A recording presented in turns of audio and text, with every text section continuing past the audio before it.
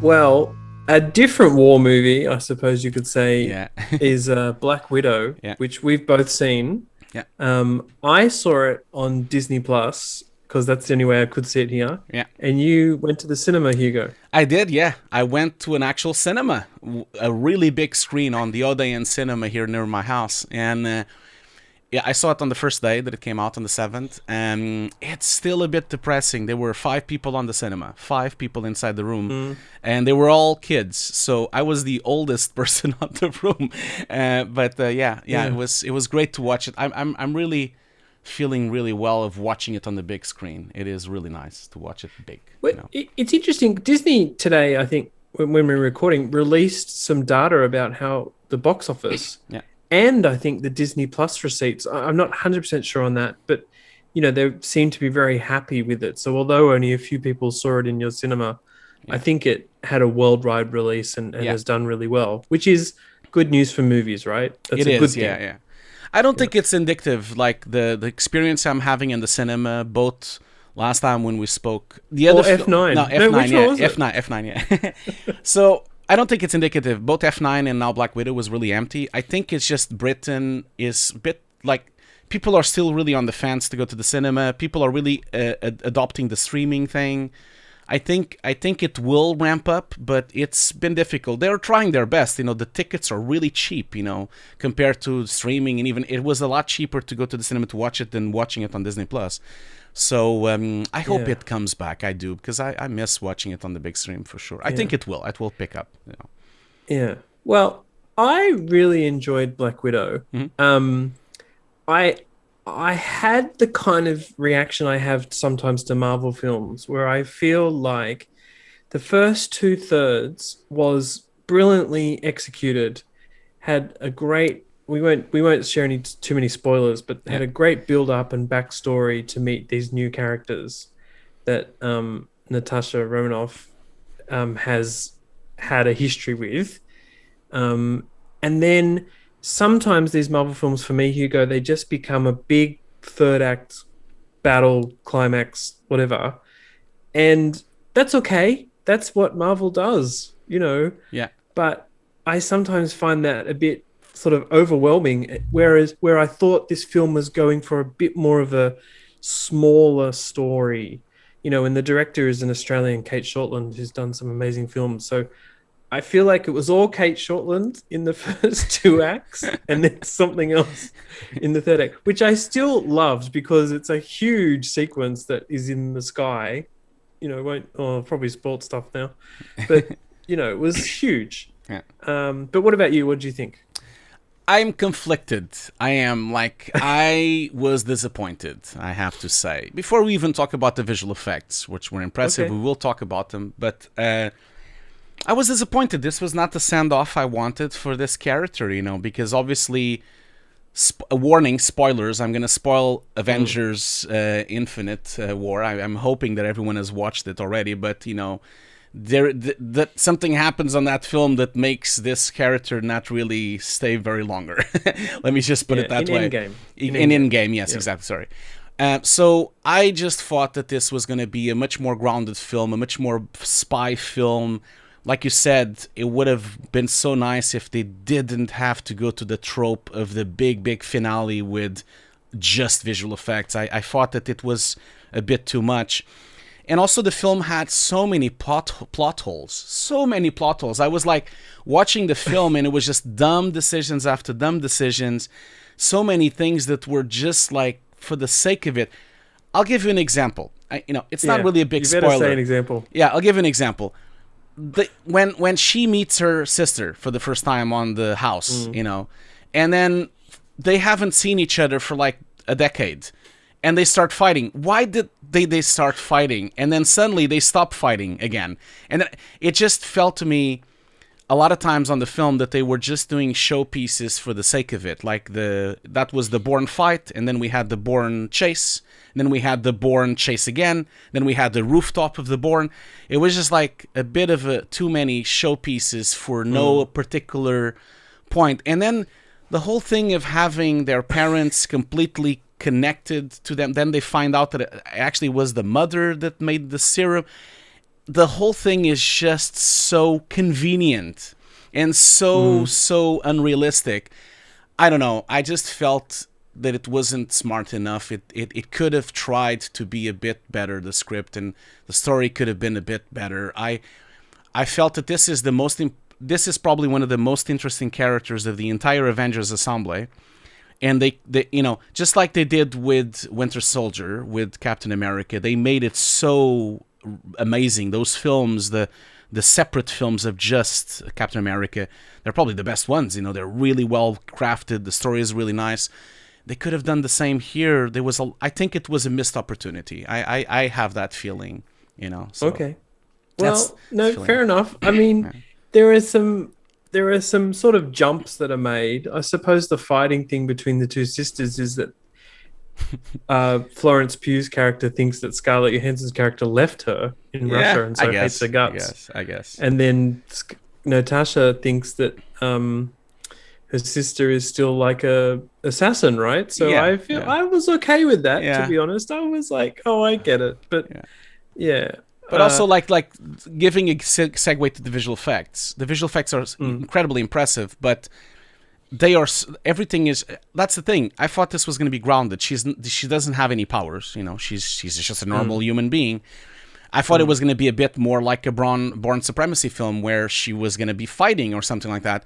And when you look at the visual effects, there's so many unrealistic things that happen, from shooting scenarios on the helicopter where she just runs through the bullets, never gets caught, or when she's flying through the air like an Avenger, like Tony Stark. She's like flying like she's Iron Man, but she has no powers. I just felt that they could have spent time building great stunts and great fighting choreography scenes for a more grounded action film, instead of trying to make it like Spider-Man or Iron Man.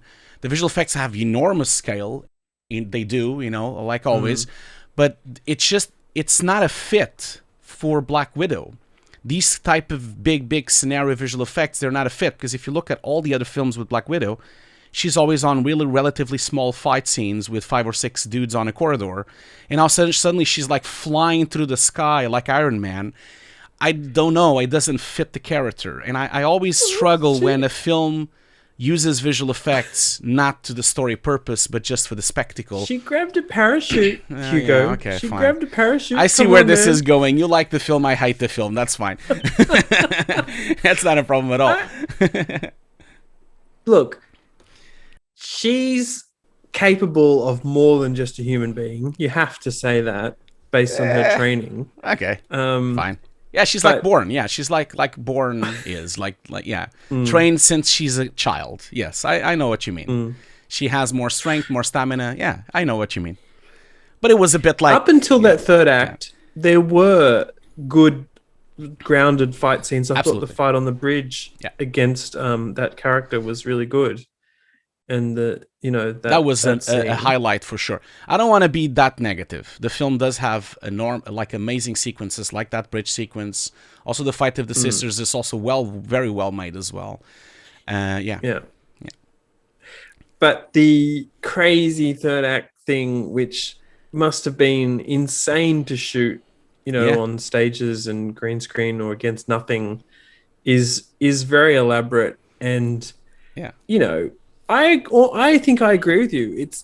It's completely over the top, but it just fits in with every single Marvel film that happens. It does. I just had a hope. And I had a hope that they would Yeah. change a little bit, So Yeah. But on the internet, there's been a little bit of, or at least on Twitter, some discussion about one particular explosion involving Florence Pugh's character, and I think I agree, but I felt like maybe that explosion was a quick thing, but made in the cut to be more than a quick thing. I don't know if you know which bit I'm talking about, Hugo, and it just doesn't quite fit the rest of the sequence. But apart from that, I think everything looked incredible, and it did. I'm assuming, I haven't done any stories about it yet, but it's just a completely virtual environment. Yeah. Virtual set piece. This is a big VFX credits film. Did you notice? Like, it's insane the amount of companies that are on this. Like, we have ILM, we have SSVFX, we have Digital Domain 3.0, we have Veta, we have Trickster. We have Lola, Cinesight, Rising Sun. Like, it is a big crew. It was Yeah. like 10 minutes or so, the credits, because those sequences, the thing that really impressed me the most, especially the ends. I don't want to spoil too much the story, but the end sequence, which has a floating platform, and then they kind of like jump with parachutes. We already kind of mentioned that. That sequence, the sense of scale of the sequence, and I think it's really wonderful on the cinema. It was enormous, you know. The director Mm. chose to use very wide lenses. She was very up and close with them, but also had these gigantic vistas with everything sharp, not a lot of depth of field, which a lot of depth of field. It was great to watch, like these kind of really slow paced, both the prison sequence with the avalanche and also the flight sequence at the end. You could see that the visual effects were very heavy, which is great to see. And also you could see that it was the director. She really definitely has a different approach, because the editing she was putting in, she stuck with shots much longer, which I like that. I like the fact that you stay on shots for a little longer. You watch what you're Yeah. watching instead of just cutting, which sometimes Yeah. happens on these films. I felt like the vistas, it gave it such a sense of Yeah. scale. You felt like you were flying with Scarlett, you know, on the air. It was Yeah. really magnificent work, you know. I don't know What? which vendor did that part. I don't know yet, but No, yeah. I don't either. One sequence I really loved was the car motorcycle chase, Yeah. and was it in Hungary, perhaps, or Budapest, Yeah, it's or Budapest, yeah. yeah. I thought, considering F9 had just come out and we've seen some great car chases, I thought they did a really good job with that. Yeah. And we might never see it, but the breakdown of that in terms of the visual effects would be fascinating, because I feel like it's going to be this mix of course, stunt performers, Yeah. stunt drivers, but many digital cars and bikes and digi doubles and Mhm. digital city as well, Mhm. surely. Mhm. I thought that was really great to watch. And there's a really cool sequence where Florence's character, does this thing with the door, and I think that was very watchable. And of course, I didn't see it in the cinema, and I felt like it would have had a lot of impact there. Yeah, But did yeah. that one stand out for you, or It or did. not? It did. It's impressive Right. on the cinema. I didn't watch it on IMAX, but I watched it on a really big screen. They had the IMAX screening, but I didn't catch it in time. But it is very impressive. That those sequences are really, of course, the big thing of the film. But there's also an enormous amount of really invisible effects going on, from rig removals to even the aging thing as well. You know, Rachel West is much younger on the first half of the film, and also the what's the name of the actor from Stranger Things? You know, the father. He's also a lot younger Yeah. as well. They did a lot of the aging to them as well. I'm assuming maybe it could have been Lola. Maybe, I'm not sure. You know, of course, we don't know yet. But Yeah, I mean, I'm hoping to talk to some of those vendors. What's curious is that in that list, there's a bunch of those vendors that have got into de-aging work. yeah, And many of them did it on Captain Marvel. For Samuel L. Jackson's character, so SSVFX and Rising Sun, hmm as well as Lola. So yeah, I think the opening scenes are de-aging, but sometimes, like there's just sometimes you think, oh, is that like makeup? But it's you probably know, a combination uh, of both, I would guess. But mm, definitely there's something going on there, because you can kind of feel a little bit the, yeah, because I I'm. think it is. Yeah, It is. yeah, I just saw her on the film. She doesn't look like that, Rachel Wells. So yeah, I don't know. Like, very impressive. I really advise everyone to go and watch it, just for the big. Like, if you love visual effects, you're gonna love this film. This film has probably one of the largest scale visual effects sequence at the end of the film, which is not very common for these films. I mean, it kind of reminds me of Avengers, where you have really large scale visual effects, but that's a much mm, higher, bigger budget film. But if you really like, Born Supremacy, if you like those kind of like films, you're also going to enjoy this film. And also this character, she's amazing. Scarlett Johansson is amazing. She's a really good actor. I think the ensemble cast was really good. I have struggles with the film, but I always have struggles with blockbusters. Never mind, like I'm sure the audience doesn't agree with me. It has a huge rating on Rotten Tomatoes. Everyone loves the film, so I think I'm on the minority of like saying that there's like plot holes and I didn't really enjoy certain parts. I don't know. Like I was expecting something different. That's the thing. That's why. Don't get me wrong. Okay. Yeah. Well, we might move on, but I mean, this is film's back, right? I know. And we can love it and hate it.